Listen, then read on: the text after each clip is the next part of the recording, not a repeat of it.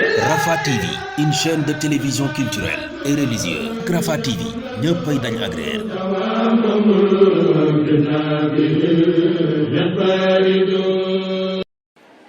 asalaamualeykum wa rahmatullah. maa ngi commencé nuyu kilifa diine yi fi teew. yaakaar naa su ma ci jiitalee Cheikh Khadim ibn Serigne Mountakha daanaka cité naa ñëpp. li ñuy wax le hasard amul sëriñ bi sa livre bi may ñëw tey bi ma yeewoo dama ne dama koy yóbbaale Touba di ko lire ci oto bi ma jógee Dakar te booba xaw ma ne woon yow yaay ñëw représenté sëriñ bi, mais livre bi moom laa lire ba bi may egsi. yàlla def yow yaa ko bind ren publier ko. di nuyu Serigne Seck, El Hadj Serigne Seck, suñu mag suñu xarit. di nuyu waa Raxdu Rayahin yi fi teew. su ma waxee sëñ Mbacke Abdourahmane, su ma waxee sëñ Abdourahmane Lo, su ma waxee sëñ Sam Bousso, maa ngi leen di nuyu di leen ñaan ngeen tegal ma nuyoo bi ci loxo sëñ Ahmad Badawi. di nuyu monsieur l'inspecteur, merci d'être venu. di nuyu les proviseurs, censeurs, professeurs. di nuyu madame la directrice soxna Maam Anta Mbacké. yaakaar naa témoignage yi ñu wax tey ci moom doy na sëkk, soxlawul ma ciy sori. mais maa ngi koy fàttali rek ne bi ma nekkee recteuru Bambey di recevoir élèves yi ñu ñëw université di ko visiter, le fait que moom moo jiite woon délégation bi tekki na lu bëree bëri ci engagement am, parce que bu ko neexoon da koy jox professeur yi yor loolu ñu indi xale yi, mais jour boobu moom moo ñëw. di nuyu l'ensemble des professeurs et du corps d'encadrement. di leen nuyu di leen sant ci résultats yi parce que bisu sant la. di nuyu famille yi, parents yi fi nekk. di nuyu bu baax l'ensemble des élèves, y compris le président de l'association des parents d'élèves, docteur Bamba Ndiaye, mi nga xam ne comme ni mu ko waxee léegi yàlla def na jàngal naa ko 2e année pharmacie la woon ci discipline bu ñuy wax physiologie, maanaam nu yaram di doxe. merci docteur Bamba Ndiaye. ci alumni faculté de médecine yi nga bokk. di féliciter bu baax nag élèves yi doon def ren examen. projeté nañ résultats yi léegi, xam nga c'est de très bons résultats par rapport ak d'ailleurs résultats nationaux yi. c'est d'excellents résultats. di vous féliciter bu baax a baax a baax. ñi nekkoon entrée en 6e CFE, ñi nekkoon BFM, ñi nekkoon baccalauréat. taux de réussite moyen baccalauréat bi 50% la ren, xam ngeen ko, les 2 tours confondus. fii école bi groupe scolaire bi mi ngi dépassé 70%. ça veut dire que résultat yi baax na. surtout c'est la 2e année bi groupe scolaire bi di présenter ay élèves.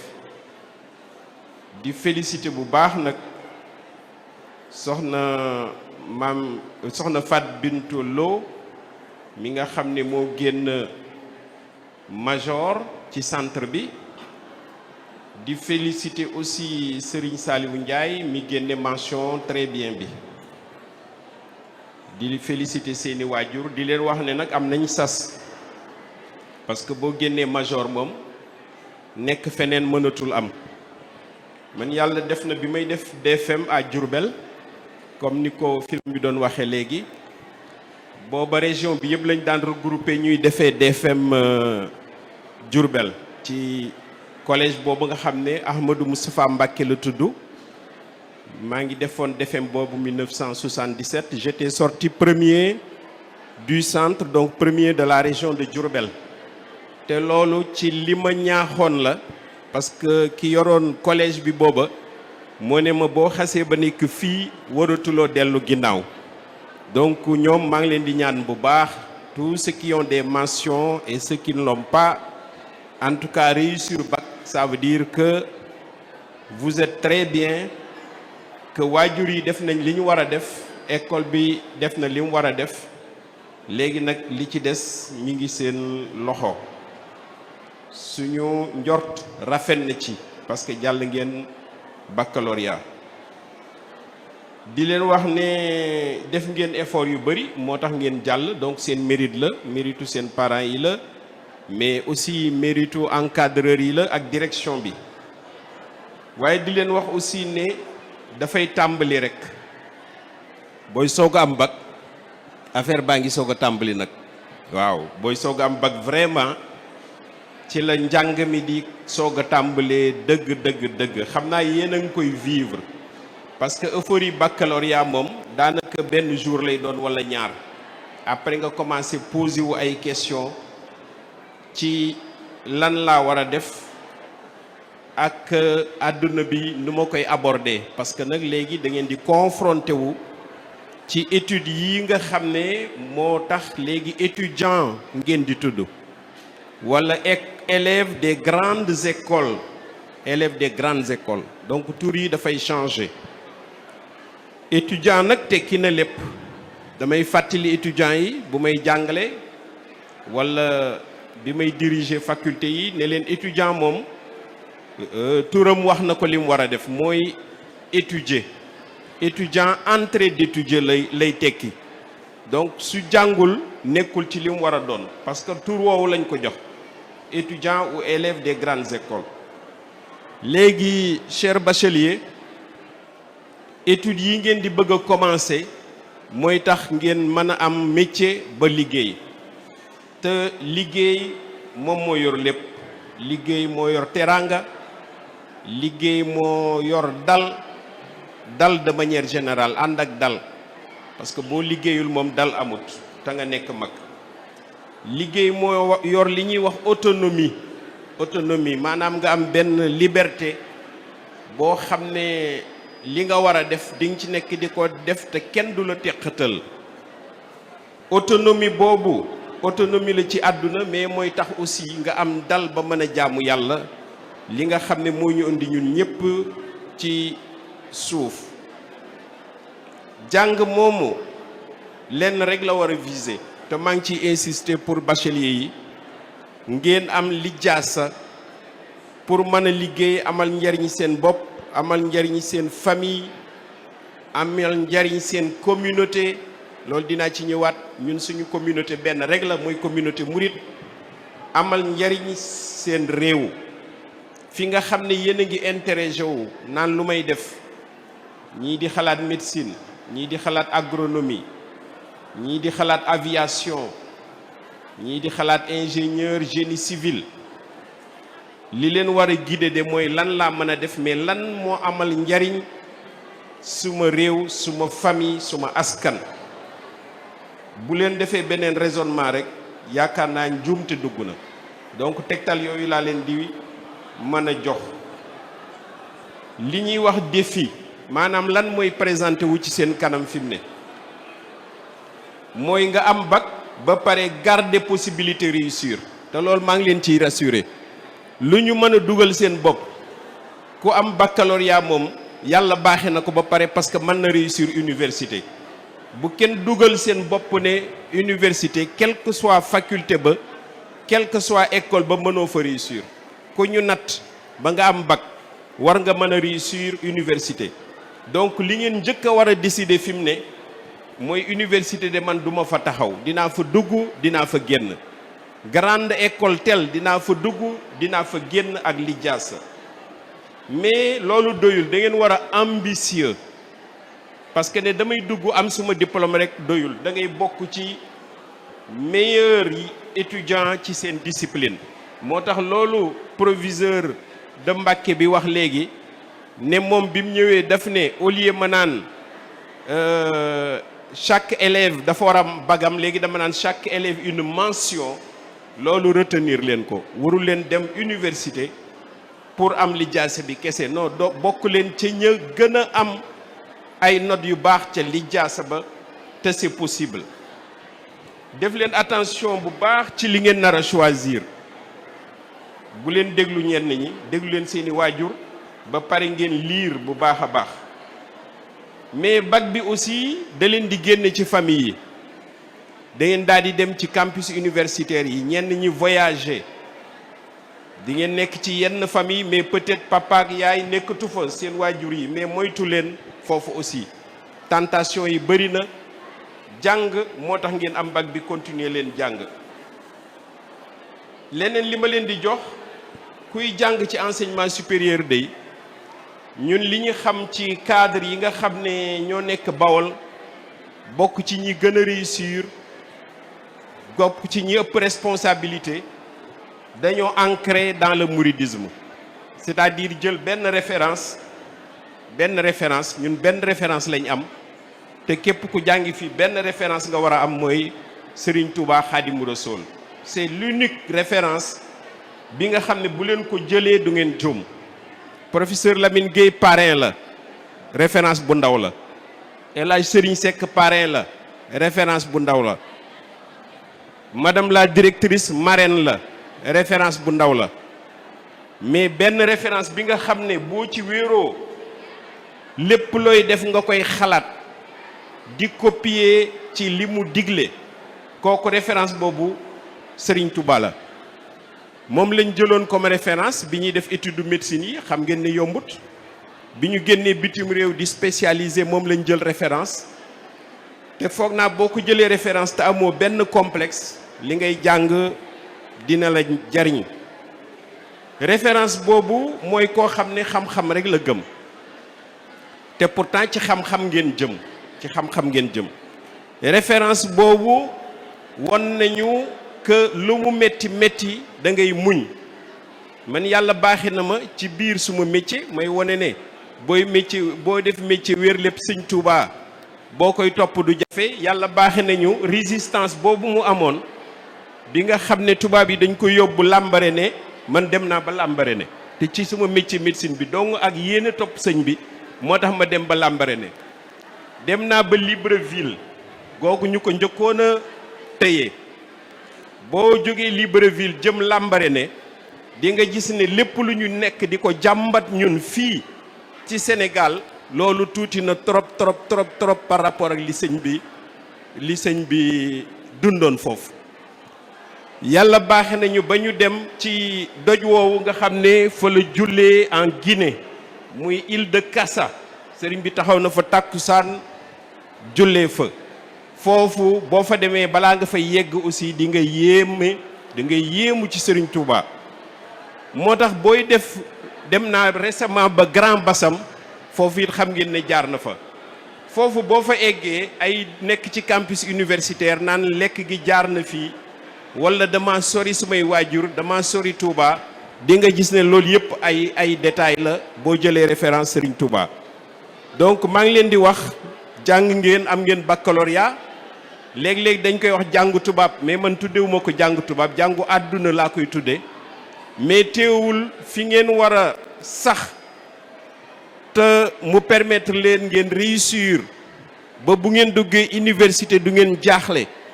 bu ngeen duggee grandes écoles du ngeen jaaxle, mooy ngeen jël kooku par référence. su ngeen ko jëlee di ngeen gis ne lépp lu ngeen di jàkkaan tool, lépp lu ngeen di gis ca milieu bi ngeen dugg du doon dara par rapport ak liñ leen jàngal ci mouridisme. mais aussi ambition bi mu amoon, le culte de l'excellence dañ koy wax, mais Serigne Touba dëgg moo amoon culte de l'excellence. yàlla di ko may, mais daf naan du doy, luñ ko may mu ne doyul, dafa bëgg a egg fa mu bëgg a egg ba yàlla ci boppam, moom ci boppam mu bind ne yàlla may na ko loo xam ne mayu ko kenn te dootu ko may kenn. loolu bu ngeen ko defee seen discipline, dëkk bi dina am plusieurs exemples professeur Lamine Gueye. loolu laa leen di ñaax di wax rek ne comme ni ma ko waxee woon c'était en 2018 man parrain la pour promotion bi, mais ni ma ko waxee même ñi nekkul ci promotion bi nekk maternelle nekk primaire seen parrain la. Parrain bi nag lenn rek lay jariñ képp ku ci bëgg a am ay information ci mbirum jàng wala mbirum faju suma téléphone amul secret soxna si yor na ko, am na professeur yu ko yor. Bu ngeen ci wootee ne professeur lii lañ jàkkantoo lii la ñuy discuter ci njàng mu koy mi wala mbirum wér-gu-yaram, bu boobaa awma heure pour yéen, dinaa leen déglu, dinaa leen tegtal ngeen xool ak seeni waajur li gën ci yéen. Kàddu yooyu laa leen bëggoon jox. Je suis votre parrain pour toujours, maa ngi koy réaffirmer. Léegi pour encourager leen rek, parce que soxna si daf ne ma woon ñii jàppali nga leen ba ñu am bac doy na sëkk, mais dama ne ko dinaa def benn geste, c'est tout à fait symbolique pour ñaari promotion muy S2 ak L2 bi. Élèves yee ko moom, mais soxna si laa koy jox moom moo xam lu ngeen ciy def. Chèque baa ngi nii, dina ma wax ci ban tour laa koy def ñu def ko. Chèque bi pour jàppale leen la, gën leen ñaax, c'est symbolique, mais pour ñaax leen ba ngeen bokk ci les meilleurs étudiants du Sénégal. Wasalaamu aleykum wa rahmatullah.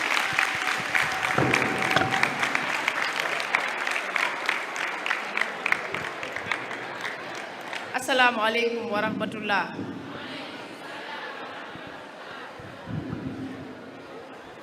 Man tey dama ne woon duma wax, joxoon Birane sama kaddu. Donc je m'associe aux salutations des autorités administratives et religieuses yi ñëpp def. Vraiment gantal ba sonn ñu ne ma da ngay wax. Waaye xam naa kon wax ji du génn ak cant. Du génn ak cant. Comme ni ko sëñ Mbacke waxee rek, wa amma bi ni'mati rabbika fa hadis. Et le bienfait de ton Seigneur, proclame-le. Tey looloo taxoon ñu woote bis bi. ñi ngi sant ñëpp. cant gi nag ñi ngi ciy jiital yàlla suñu borom. ñi ngi sant yàlla bu baax a baax. sant yàlla bu wér a wér, ndaxte jàmbaar amul ku yàlla dimbali rek am. jàmbaar amul ku yàlla dimbali moo am. kon ñoo ngi sant yàlla mi ñu dimbali ba ñu mën a agsi fii tey bay réaliser bis bii tey def li ci ginnaawam yépp. ñoo ngi sant ñépp di beral ak cant nag ñi teew ci jataay bi tey. di leen beral ak cant gu wér a wér. sant nañ leen bu baax ndax temps ni mu chéré ak tey jii di bis boo xam ne bisub feet la, kër yi am lu ñu fa war a organiser, ngeen bàyyi yitte yépp ñëw toog. kon ñu ngi leen di sant kenn ku ci nekk fekk nañ la fi nga toog, jox la loxo, nuyu la, saafoonteeg yow, sargal la, sant la bu baax a baax. xam naa sax dinaa ñëwaat ci ñenn ñi. ñu ngi julli ci yonent bi sallallahu alayhi wa sallam. moom yàlla mi nga xam ne moo ko fi yónni daf ñoo sant ñuy julli ci moom. kon daam lu ma fàtte, heure bi daaw dama ne woon na ñëpp ànd ak ñun sant yàlla. na ñëpp ànd ak ñun sant yàlla, wax alhamdulillahi rabbil alamin. dama bëggaat ñu delluwaat ci wax ñun ñëpp alhamdulillahi rabbil alamin. wax alhamdulillahi rabbil alamin. julli ci Seydina Muhammad, wax allahumma salli ala Seydina Muhammad. sant bu baax Serigne Touba. professeur wax na ci ay jaar-jaaram ak naka la ñu war a inspiré. waaye bu ñu war a inspiré ba pare dañoo war a dolli di ko sant. ndax tey jii dama naan bu ñu xamee yàlla xam yonent bi am diine di ko dundal, c'est grâce à Serigne Touba. kon suñu cant ci ñoom warta jeex benn yoon moom Serigne Touba. du ma bëgg Serigne Touba rek sama waajur moo ko tàggat ci man. doo dem ci moom mukk te jóge fa te nettaliwu la xista boo xam ne day yokk sa cofeel ci Serigne Touba wala day yokk sa yéemu ci Serigne Touba. sëñ Bass yal na ko yàlla dolli yërmande, dolli ko njéggal te dolli ko ngërëm ci barke Serigne Touba ak képp bépp jullit bu mu nekkal foofu. cant gi maa ngi koy sant ci waajur bu jigéen wi mu ma jox di Yanday Diop sill. maa ngi sant mbokkam yi fi teew. maa ngi koy sant bu baax moom yàlla ci waajur bu jigéen wi mu ma jox di waajur bu jigéen bu baax bu ragal yàlla wu jàpp ak ñaamuram te bëgg lu baax xëy na sax kenn toog di wax ci sa bopp dafa metti mais loolu yàlla rek moo tax ma di ko wax di sant yàlla ci borom kër bi ma jagleel sama yaay moomu may wax tey. Je vous raconte une anecdote vraie, vous l'écoutez s'il vous plaît chers élèves. Écoutez, sama yaay dama toog di julli sëlmal di ñaan mu tourné ne ma Manta looy ñaan ma ne ko yaay damay ñaan borom kër bu baax bu am yar am teggin am jukko ju rafet am diine l'islam. li may wax ni yàlla rek laa koy seereel dëgg la sama yaay ne ma maam Anta rik rek dolli ci am xaalis bu bari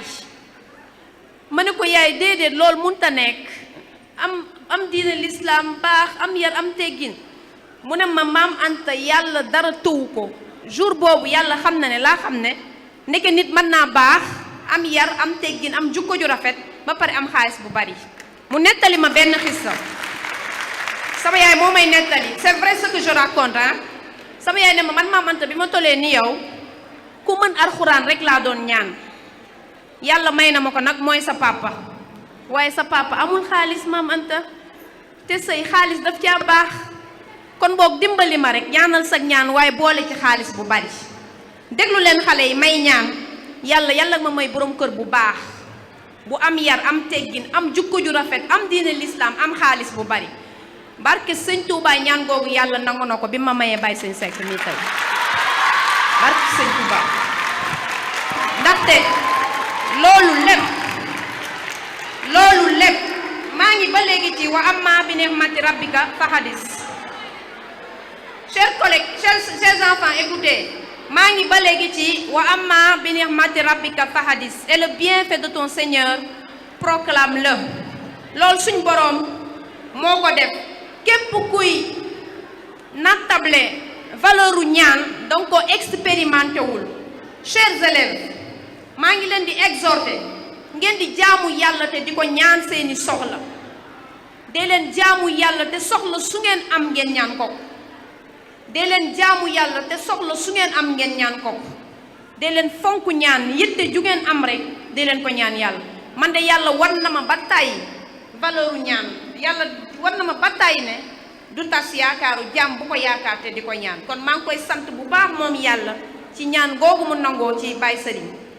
ñu dem am na ay xista yu bari di santaat yàlla ci sëñ Bass maa ngi gis fee benn soxna soo xam ne yaa ndey loo la tudd yaa ndey loo ma bëgg mu jug taxaw ngeen tàccul ma ko yaa ndey loo mee toog moo nekkoon sama ndey daara kër gu mag sëñ Bass Mbàkke ma nga ma yóbbu kër gu mag professeur Lamine Gueye ku dëkk Jaareem xam nga kër gu mag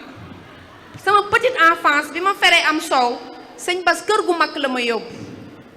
yaa ndey loo mais moo nekkoon sama ndeyu daara si loxoom lañ ma ko tegoon kër gu mag googee nag kër soxna say Mbàkke fa laa féete woon sama petite enfance li ñuy woowee jardin d'enfant maa ngi ko defee kër gu mag soxna ndey loo mais moo nekkoon sama yaay di ma làkkanti di ma toppatoo waaye benn bis sëñ Bass nuyu naa ko mu ne ma maam Anta man damay toog dégg ci dëkk bi ñu naan yow dangaa baax nit ñi dañ koy wax pour te dire moom sax nangu wutoon ne baax naa waaye mu ne ma maam Anta na nga xam ne mbaax gu nekk ci yow jaar ba nga jaar kër gu mag mbaax googu sa jaar ba nga jaar kër gu mag moo ko def ci yow kon na ngay sant bu baax soxna say mi nga xam ne moom moo jëkk ci yow ci ab yar kon maa ngi sant bu baax Yandey Lo mii ñëw teew ci jotaay bi mi ngi may rappeler ne ma temps bi mi ngi dem mais ak cant moom buñ ci duggee cant gi day bari kon nit ñi wax nañ ba pare en 2002 bi suñ borom defaree ay circonstances ba ma ñëw Touba dëkk si fi ñu ko ci sant ba tey ci dëkk yi nga xam ne dëkkal nañu ko ci dëkkub sëñ Touba bii di Touba te loolu tam mi ngi jaaree ci loxoy Baye Sëñ Seck ñu ngi ko ciy santaat mu dimbali ma may ma possibilité ma ubbi benn école maa ngi fàttaliku bi ma ne fii am na loo fi mën a def dama ko ne fii dama fiy jàngale muy xayra ma defar sama tableau teg daal ne fii en octobre prochain va s'ouvrir une école élémentaire sëñ Mbacke Mbay mii moo njëkk a romb lii tableau bi dugg ci biir fekk ma fa ne ma Manta looy def nii ma ne ko damay ubbi ab école mu ne ma man de dinaa la jàppale barki sëñ Touba sama collaboration ak sëñ Mbacke Mbay noonu la tàmbalee kon maa ngi koy sant di sant yàlla ci ni mu ma boolee ak sëñ Mbacke Mbay boole waat ma ak ay collaborateurs yi toog ñi ngi nii ñoom ñëpp ñi ngi nii toog maa ngi leen di ñaan chers élèves ngeen tàccu ces chers collaborateurs ba ñi topp ci ginnaaw sëñ Mbacke Mbaye mënuma leen na lim ñoom ñëpp waaye ñoom kenn ku ci nekk ni ma sëñ Mbacke jàppe woon ba léegi nu ko raw nga ma jàppee maa ngi leen di sant di leen gërëm merci sëñ Mbacke noonu la collaboration bi tàmbalee ba nëga ni ñu toog Amsatou Diop wax na ko léegi ñëw moom it ma dem wax ko mu ne ma vraiment bi bindee ba pare laa siggi ne ko yow kii yow yaay njëkk a bind sa doom kër Badiane May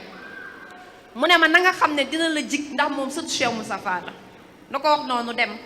mais ma jàpp wax bi topp ko wax bi di dëgg moo tax fu ma dajeeg moom seereel ko maa ngi gis ci ndaje bi ci jataay bi ku mel ni soxna Ndeela Thiam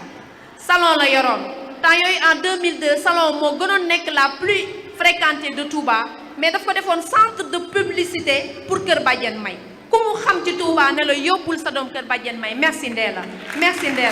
maa ngi gis ci ndaje bi Aïda Gueye mi ngi ne toog Aïda jugal taxaw Aïda était la maman des enfants en 2002 merci Aïda Gueye moo daan defar moo daan raxas moo daan fab moo daan nax merci Aïda Gueye en 2002 elle nous a accompagnés Mame Diarra Dieng ak ñëpp rek maa ngi sant ñëpp ñi nga xam ne ñooñu accompagné ci projet Kër Badiane May di sant collaborateurs yi di sant bu baax a baax parents d'élèves yi ndax ku tudd Amsatou comme parent ak Kër Badiane May tudd nga tous les parents d'élèves maa ngi gis Ndeye Fatou Lo ba nga xam ne dañ ko daan wax yow moom da ngay làqatu waaye am nga part Kër Badiane May ndax publicité yi fu mu dem mbokk mu am di la ñaax nga indi sa doom Kër Badiane May kon Kër Badiane May du man dong Kër Badiane May c'est la communauté mouride Kër Badiane May c'est Touba Kër Badiane May c'est les enseignants Kër Badiane May c'est les collaborateurs comme le professeur Keita comme sama sëriñ yu baax yi nga xamante ne ñoo fi toog waa Rawdu Rayaahin mais Kër Badiane May aussi c'est l'inspection de l'éducation et de la formation merci monsieur l'inspecteur pour votre présence vous nous avez toujours associés à tous les formations à tous les programmes de formation continue à tous les programmes de formation initiale kon ñu ngi lay sant inspecteur nga ñëw tey tam sagal ñu ñëw teew ci ndaje bi Kër Badiane May aussi c'est les élèves merci chers élèves je vous remercie en tout cas j'ai été très long mais c'est pourquoi je ne voulais pas parler parce que j'ai tellement de choses à raconter sur ces 20 ans waaye li ci njëkk ak mujj ci mooy ak cant ñi ngi sant tamit ki ñu abal mbaar mi vraiment def ci disponibilité mbaar mi gis nga mu abal ñu ko mooy sëñ Jili Ñang ñu ngi koy sant di sant kilifa yi teew fii yëpp ñi ngi leen di sant bu baax a baax sant élèves yi di leen exhorter ngeen déglu seen parrain bi monsieur Lamine Gueye amuñu sa fay monsieur Lamine Gueye depuis que nous sommes venus à Bambey vous rendre visite mosoo teggi sa loxo ci Kër Badiane May xale yi nag bëgg naa discours bii mu def ngeen inculquer ko dugal ko seen bopp te topp ko mu nekk ay leçons de vie yoo xamante ne dina leen yóbbu ba ngeen doon ay monsieur Lamine Gueye en 2018 bi mu teewee laa leen ne yéen ñëpp laa bëgg ngeen raw ma parce que man sama njàng soriwul dama bëgg sama xale yëpp ngeen raw ma daanaka fi ngeen toll nii sim njàng fa laa tolloon muy am bac yam foofu mais dama bëgg ngeen di rawante ak monsieur Lamine Gueye l'autre jour il avait dit qu'il a fait bac plus 15 na ngeen xam ne njàng mi bac plus 15 la bu leen xulli seeni bët du dara il n'est pas revenu là-dessus mais du lu yàgg boo ci commencé kon maa ngi sant ñëpp di gërëm ñëpp di sant mbokk yi li ma bindoon c'est long mais les maîtres de cérémonie prennent le micro kon je m'arrête là et je remercie le bon Dieu alhamdulillahi rabbil alamin.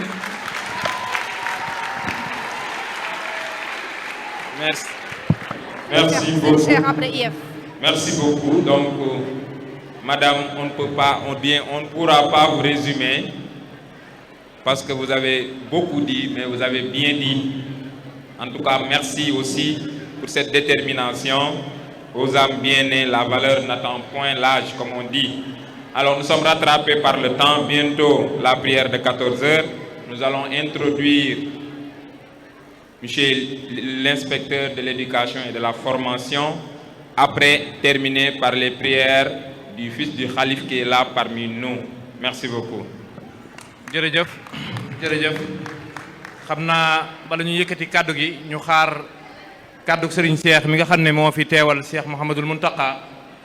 ñuy fàttali ne kilifa yu bari teew nañ ci sëñ Abdourahmane Mbacké mu Cheikh Mouhamadul Mourtada mi ngi ci jataay bi xam naa bu inspecteur pare sëriñ Cheikh mooy wax ci kàddu sëñ Mountakha daal di ñaanal jataay bi yëpp ñu daal di yeewee ko beneen yoon incha allahu taala bismillah. jërëjëf salaamaaleykum mbooloo mi maa ngi leen di nuyu yéen ñëpp seen tur ak seen sant di diital ci nuyoo yi kilifa diine yi fi nekk muy sëñ Cheikh Mbacké su ma ko waxee waxaale naa famille Cheikhul Khadim yëpp nuyu également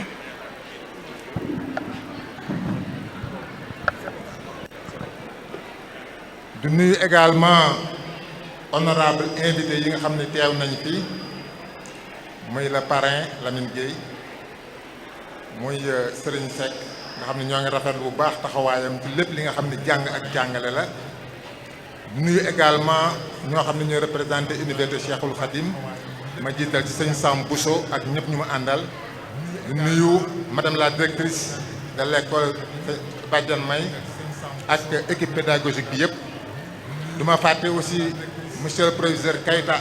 dafa naa wax nañ ko léegi taxawaayam fii ci Mbacké rafet nañ ko bu baax a baax ñu nuyu également les parents d'élèves ak élèves madame la directrice je me réjouis aujourd'hui de prendre part à cette importante cérémonie dédiée à l'excellence donc c'est pour moi une opportunité pour magnifier le travail remarquable que vous ne cessez de déployer pour le rayonnement de l'éducation au niveau de Touba. Les résultats qui ont été tout à l'heure, qui ont été, si vous voulez, enregistrés au niveau de votre école, prouvent à suffisance que l'école Badiane May est un véritable creuset d'excellence. Mais cela n'est pas un hasard, c'est la résultante, si vous voulez, d'efforts soutenus que vous avez déployés en termes de leadership, en termes d'ingéniosité et en termes d'engagement. Vous l'avez certainement réussi parce qu'à côté également, vous avez des professeurs engagés qui ont fait preuve de professionnalisme et je voulais aussi les féliciter et les saluer. Si ces professeurs aussi ont réussi, c'est parce qu'à côté, il y a de grands encadreurs chevronnés. Je pense déjà au doyen Gaston Sangaré, à Lamine Diop, ici présent, au doyen et aux autres. Je pense également à tous ceux qui gravitent autour et qui ont concouru à la réussite de ces élèves. Pour ces élèves, je dessine un grand satisfecit pour le travail remarquable qui a été fait. Et je sais que vous avez eu l'endurance en bandoulière pour triompher des goulets d'étranglement afin de pouvoir vous hisser au pinacle du succès. C'est pourquoi je voulais véritablement vous féliciter et vous remercier pour ces efforts. Peut-être je vais particulièrement décerner des félicitations à ceux qui ont décroché leur BFM, mais surtout leur bac avec des mentions honorables. Donc je les encourage à pouvoir encore œuvrer pour aller de l'avant. Mais pour réussir, vous avez des modèles qui vous inspirent. Je pense déjà à l'éminent professeur Lamine Gueye, qui déjà a eu à un peu décliner son parcours, mais qui vous a surtout prodigué des conseils précieux que je considère comme un viatique qui vous permettra véritablement de pouvoir réussir et d'être parmi les grands cadres du pays. C'est le grand vœu que je formule. Pour les parents d'élèves, peut-être je vais parler un peu en wolof. dama leen di sargal di leen remercier ci seen taxawaay parce que tey xale fii ñu yegg yéen a tax maanaam yéen a leen jàppale. donc lu ma bëggoon mooy ngeen leen a jàppale gis naa ñu ci bëri ay jigéen lañu. loolu wàññiwu leen dara. fexe na tey ba réussir nañ seen jàng maanaam egg nañ ci niveau bu am solo donc loolu ma leen ci félicité di leen ñaan ngeen jàppale leen ñu gën a jëm ci kanam parce que dëkk bi soxla na ko ëllëg ñu bokk ci cadre yi gënee mag waxuma sax ci Touba wala ci Mbacké mais ci Sénégal à l'image du doyen Lamine Gueye. donc waxtu bi xoj nañu foofu laa bëggoon daanale di réitérer véritablement sama nuyoo ak sama surtout sama félicitation à Mame Anta di ko wax ni inspection de l'éducation et de la formation comme ni mu ko doon defee na taxaw gën la jàppale ba école bi gën a jëm kanam ba lépp li nga xam ne yéen ko ci séentu yàlla mën ko jàppale yàlla mën ci jàppale école mën a taxaw mën a inspiré yeneen école yu nekk ci Touba salaamaaleykum wa rahmatullah. soxna Maanta day jege joxal ñu IEF soxna Maanta na ko jox benn prix waa IEF waaw mu jëlaat beneen joxal ñu ko Baye Serigne Seck soxna Maanta jëlal beneen nga joxal ñu ko Baye Serigne Seck beneen cadeau bi Baye Serigne Seck la jóge Baye Serigne Seck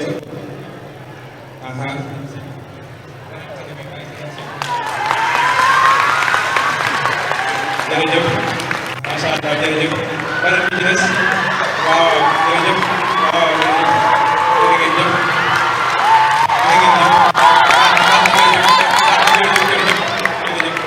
jërëjëf beneen bi mu joxal ñu ko Lamine Gueye professeur Lamine Gueye jërëjëf jërëjëf jërëjëf jërë ngeen jëf jërë ngeen jëf jërë ngeen jëf sëñ Mbacke Mbaye dañoo jël benn moom it sëñ Mbacke Mbaye moom bi soxna si tàmbali moom la woo jardin ba tey jii nii di ko jàppale bu dégg ko ci waxtu wu ne inspecteur Sankare inspecteur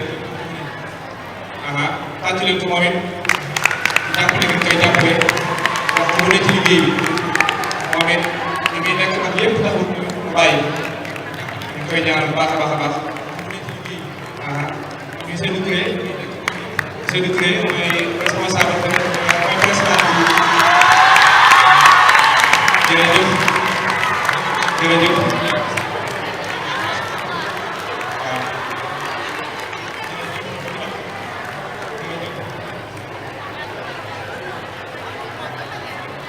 monsieur Amadou Diagne monsieur Amadou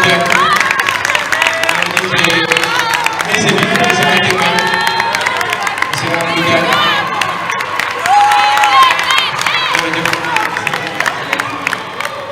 jërëjëf Moussa Amadou Diagne doyen Aliou Diop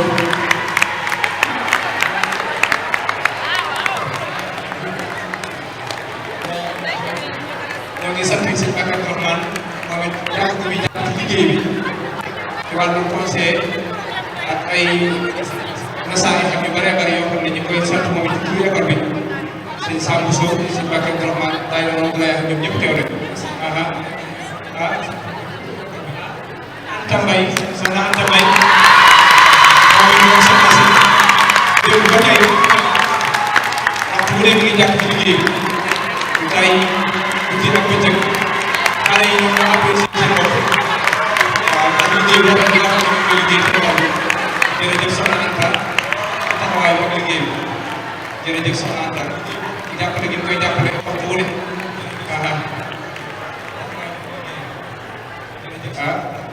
jeex Baye Serigne Fall moo yore daara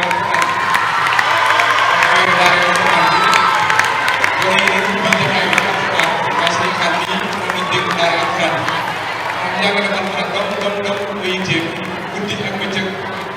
école bi tëj na waaye moom tëjul tey lii nii jotaay bii moo ko teewoon a jàngale te bu subaa dana xëyaat suba ak ngoon ci liggéey bi mi ngi ci jërëjëf Baye Serigne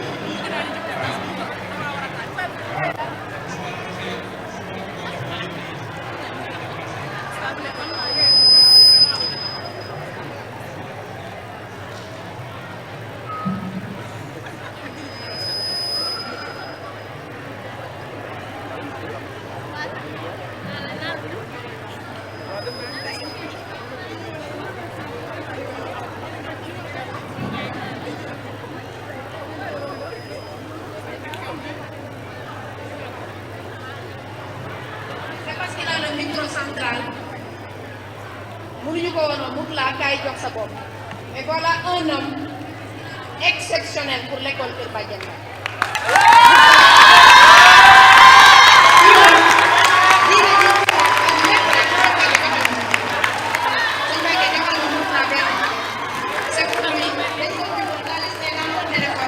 merci Mourtala fu mu gis projet bu baax Mourtala fu mu gis yéene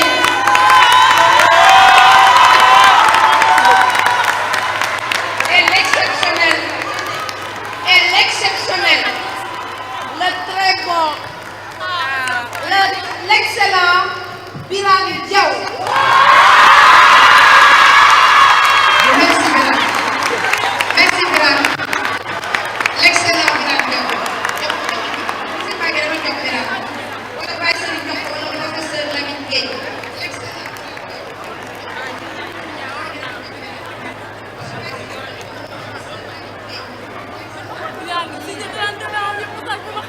Excellent Birane.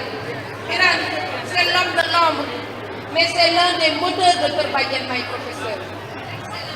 Merci beaucoup. Merci Birane pour tout le travail que vous avez fait. Merci. C'est pas que nee na ñu dem jox tamit un conseiller, un ami, un homme boo xam ne nit ci suuf di ñu xelal, di ñu yokku jom, di ñu xalaatal. Kooku mooy Serigne Mbacké Abdourahmane Mbacké. Ngeen tàccul na ko bu baax. Sëñ Mbacké Abdourahmane, merci beaucoup. Sëñ Mbacké ma ko koy jox, Sëñ Mbacké bari. waaw sëñ Sam sëñ Mbaye defal ko fa. Merci. ñaari ci def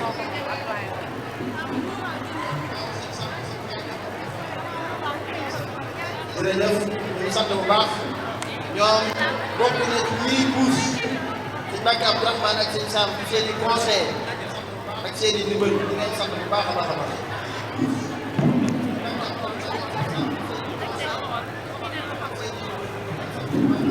jërë ngeen jëf kon tey ñi ngi sant ñëpp rek ñi ngi sant daayira Muxaddamatul Xidma Rawdu Rayaahiin ak école yi teew yëpp rek Sëriñ Fallou Bousso ñu tuddee Sëriñ Fallou Bousso man nañu leen tudd nañu mboolem école Azhar yi teew yëpp kon ñi ngi sant ñëpp di gërëm ñëpp xam naa xaw naa ngoonee tuuti te day mel ni tey la tam xarit insha allahu taala ngir ñu tëj jotaay bi rek dañuy daal di jox kàddu ki nga xam ne moo fi teewal Cheikh Mouhamadou Mountakha muy Serigne Cheikh Mbacké sëñ Mouhamadou Mountakha bi teew nga xam ne lu école bi xewle da ciy teew ci ñaari cër teew ci ab cëram moom ci digganteem ak soxna Ma Anta waaye teewaale ci diggante si Mountakha ak école Badiane May nga xam ne ba ñuy teg xeer yi ba tey jii nii ay xalaatam ak dimbalam ak ñaanam musta dañ di teew ci jotaay bi sëñ Cheikh Ibrahima Fall Cheikh Mouhamadou Mountakha yi moom it teew na ci jotaay bi kon mbokk yi ñu jox kàddu gi sëñ Cheikh mu sëñ Mouhamadou Mountakha sëñ Moudou Mbacké moom it di doon soxna Anta mooy ubbil sëñ Cheikh kàddu gi incha allah bismillah kon boo ubbee rek daal di jox sëñ bi kàddu gi micro bi incha allah bismillah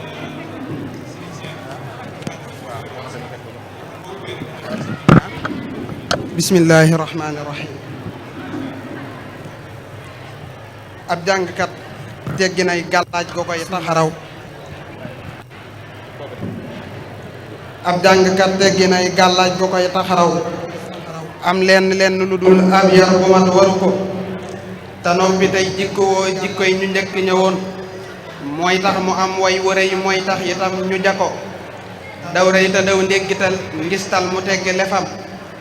rëy rëylu ak rëy lu dul sooy ak suruf juru ko te xër ndekem xër da koy fàggul la doon jafe bis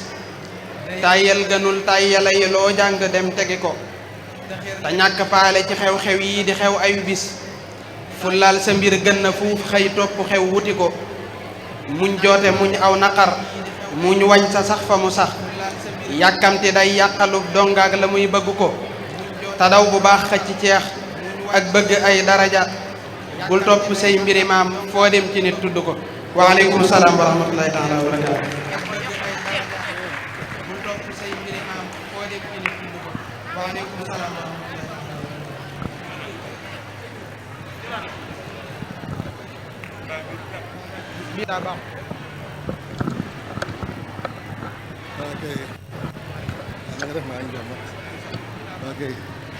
bismillahi rahmani rahim alhamdulillahi rabbil alamin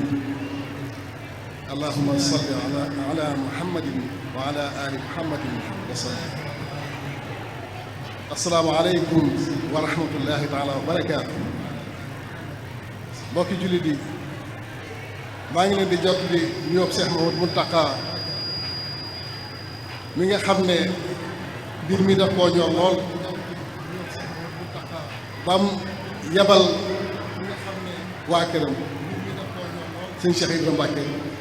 ñu ànd ñëw teewal ko fii may jot li ab nuyoo waaye di ko tekki loxol soxna Maam Anta bi nga xam ne mooy directrice waaye mooy responsable bu jot li ma ko ci mbooleem mbokk yi fi teew mbooleem direction bi mbooleem élèves yi di xam le ne Cheikh Mouhamadou Mountakha xolom seet na ci liggéey bi ndax xam ngeen ko moom dafa ràññu ko ci moom bu ne xam ne diine ak taalibe ak xam-xam rek moo ko ñor waaye xam ngeen ne liggéeyam bii di xilaafa gi daf koo jël ne ab liggéey moom da koy gën a mag da koy jëmale ci xam-xam kon képp koo xam ne yaa ngi yëngu ci xam-xam kon yaa ngi koy jàppale ci liggéey boobu kon moo tax soxna Maam Anta liggéey bu am solo bu rëy bii muy liggéey nga xam ne ñëpp teg nañ ci bët di ko wane mooy résultat yu am solo yi mu am kon Cheikh Mouhamadou Mountakha mi ngi lay sant mi ngi lay gërëm mi ngi lay ñaanal yàlla yokk liggéey bi ndax xam nañ ne Serigne Touba moom di daan soññee ci xam-xam te xam nañ ne xam-xam moom mooy ndey lépp mënees na ko wax ndax jaamu yàlla da ngay xam jëfe muy da ngay xam jëfe muy jaamu yàlla wàllu addina itam ci ne da nga koy xam man caa jëf la nga bëgg a jëf kon soxla nañu ay ndaw soxla nañu ay mag ëllëg soxla nañu ay mag ëllëg yoo xam ne liñ daan soxla ci dëkk bi lépp di ko jéggaani léeg-léeg am ñu ñëw di ko def ñoo xam ne duñ dëppoo ak aaday dëkk bi kon ñu ngi koy yaakaar ci yéen ndaw ñi ne ëllëg si biir jaaxle yooyu ñu doon am yëpp da ngeen ko teggil dëkk bi te Serigne Touba jiitu ak ñaanam jiitu na kon képp koo xam da ngaa bokk ci moom boo góorgóorloo ci xam-xam rek da nga ca am lu kawe da nga ca am lu kawe njortu kon ñu ngi séntu ne da ngeen ñu indil xam-xam yi gën a xereñ da ngeen ñu indil diplôme yi gën a xereñ waaye da ngeen ñëw ci dëkk bi liggéey fi Serigne Touba ba nga xam ne li ñu doon bëgg lépp ci dëkk bi dana sotti kon nag comme waxtu yi dafa xat ndax tisbaar jot na dama yemale foofu samay kàddu rek di sant Maam Anta di ko teg sa loxo waaye di sant mbooleem ñi nga xam ne ñoom laa fekk te ñu ngi te xam-xam yu am solo waaw raw rayaxen ñi ngi fi waaye professeur Lamine Gueye mi ngi fi suñu yeex bu baax bi itam Ndiaga Ba mi ngi fi waaye duñu fàtte itam Serigne Seck mi nga xam ne gis nañ lu am solo liggéey muy liggéey ci xam-xam ak alxuraan muy la am solo kon ñu ngi sant ñëpp di ñaan ñëpp ñaanal ñëpp yàlla dool ñu tawfeex dool ñu jàmm dool ñu xéewal ba lii ñu yéene liggéey di ko liggéeyal yàlla di ko liggéeyal yonent bi waaye di ko liggéeyal Serigne Touba dafa ñu di ko def ci dëkk bi yàlla sottal lépp kon nag jërë leen yëpp gisaatu ko naa xel gisa bismillah ñu taalal ñaan amin amin amin amin jërëjëf bismillah ñu taalal ñaan jërëjëf Mbacke